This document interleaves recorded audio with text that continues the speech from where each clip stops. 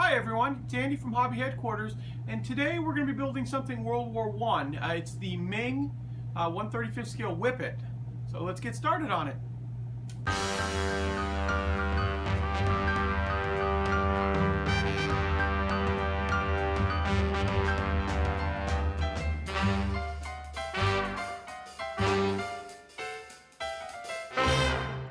I decided to build a World War I tank. I was going up and down the aisles and I decided to choose a Meng kit, and actually I was very pleasantly surprised at the detail. It was absolutely incredible. The rivet detail and the fit was excellent on this kit. You also notice that some of the faceted plates are flat in this kit, and what you have to actually do is you bend them to get into the general shape rather than being molded. I was a little skeptical at first of this, but it actually worked beautifully. Had no problems with it. The driver's compartment is very detailed and has a lot of intricate pieces, but all of it fit really well.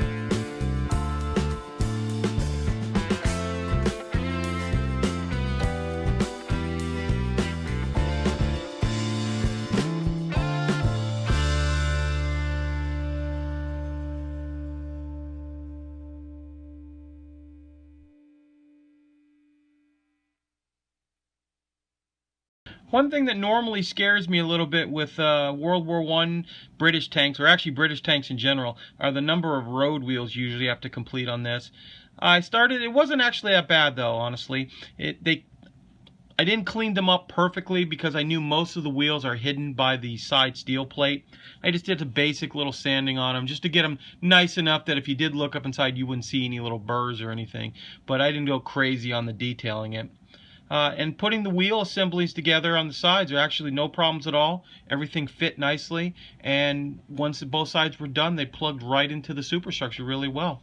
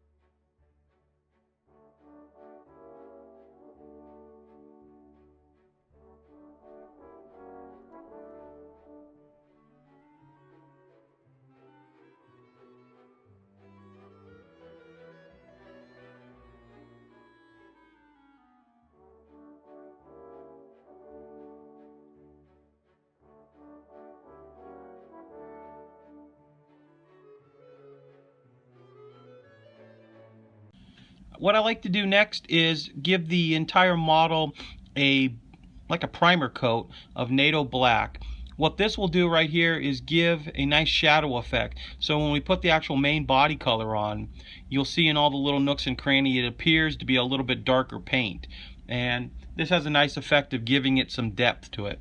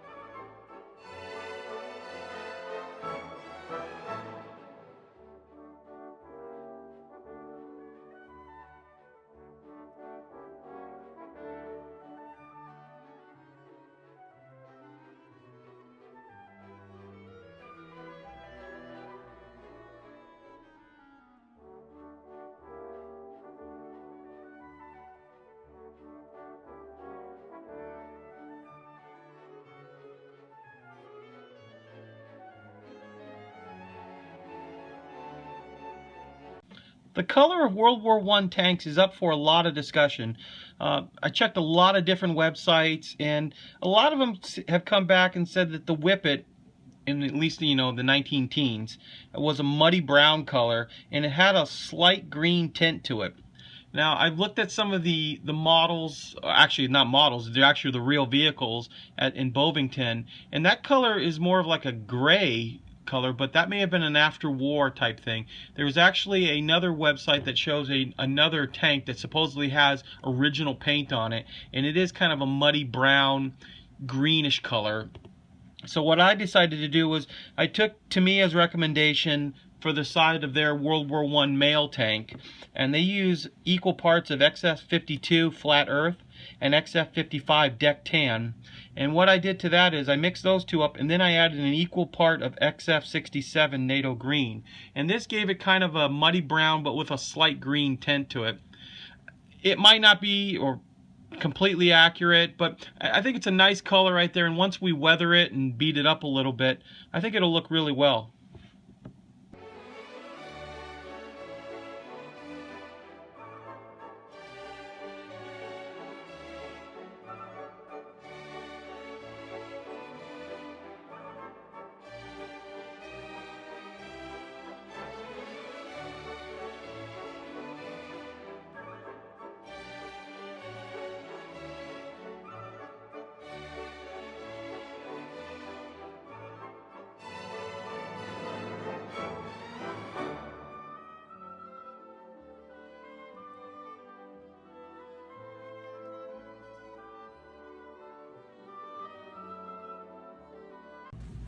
Okay, I've cut all the pieces, the track pieces, off the sprue, and they're actually going to have very little cleanup. If you look closely right here, there's just like a little burr right on the tip, and then two little ones over here that with a little bit of sanding from a sanding stick, we should have that right off.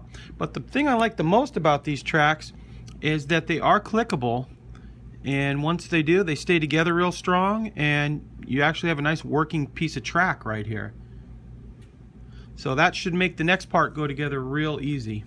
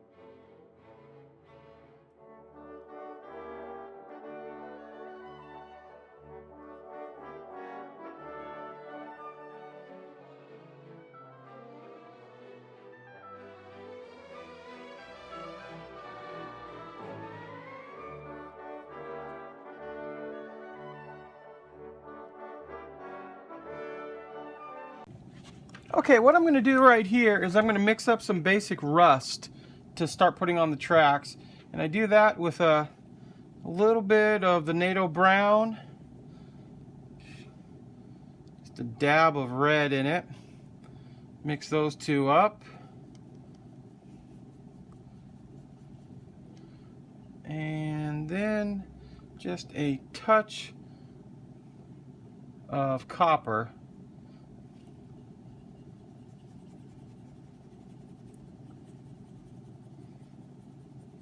Mix that up really well.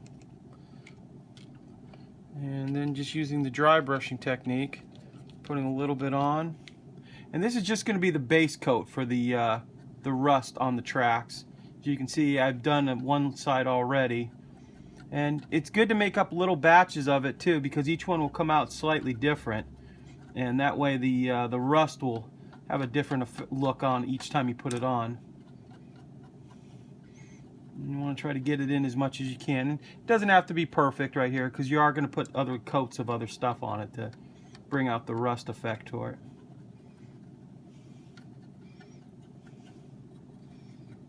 And you can see some of the Nato black gets left behind from the original paint job and gives it multi-tone to it.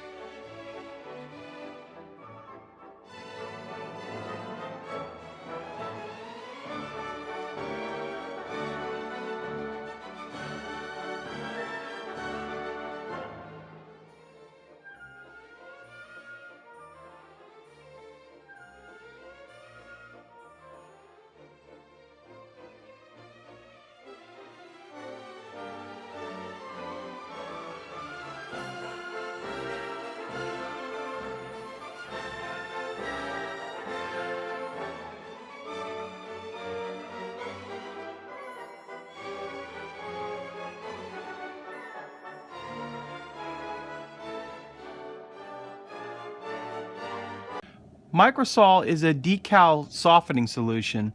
What we're going to do on this is, you can see with the little rivets that are underneath the decal here, they've got air bubbles and stuff. So you just brush a couple times, just some light coat on it, and then walk away from it, because you don't want to put too much, because this instantly starts to soften the decal and can make it very easy to tear. Another thing is, after you let this dry, a lot of times the decal will wrinkle. Don't panic at all and don't try to straighten it. Just let it dry completely and then put a couple other coats of Microsol on, and that decal will gradually just soften and float right back out and make a perfect, go right over all the rivets, all those other things. But a lot of people, as soon as they see it start to wrinkle, they try to fix it and end up tearing and destroying the decal. So you just have to have a little patience with it. In fact, putting a decal on like that usually will, especially with those rivets, will probably take 5 or 6 coats to get it to really lay down flat for you.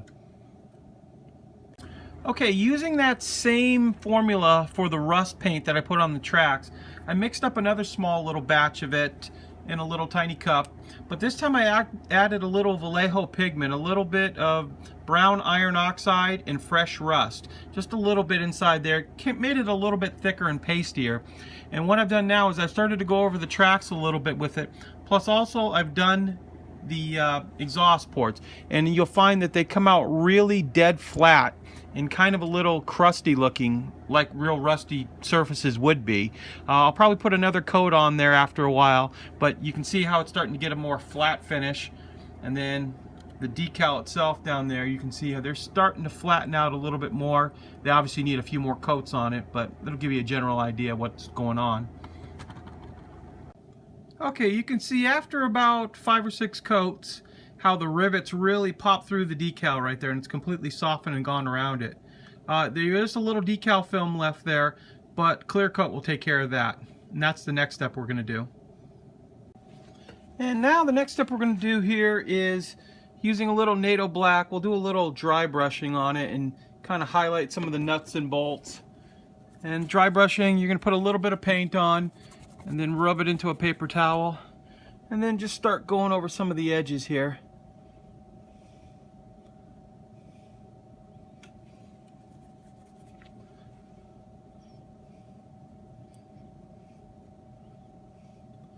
Highlighting the rivets and any of the panel lines.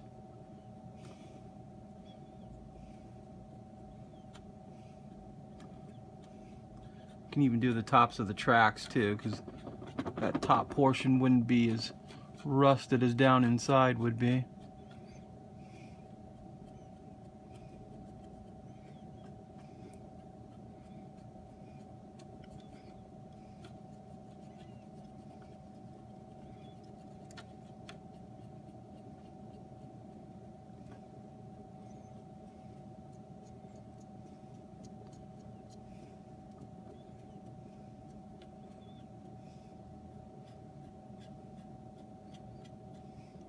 You can see how the rivets start to pop out when they get a little bit of the black on it.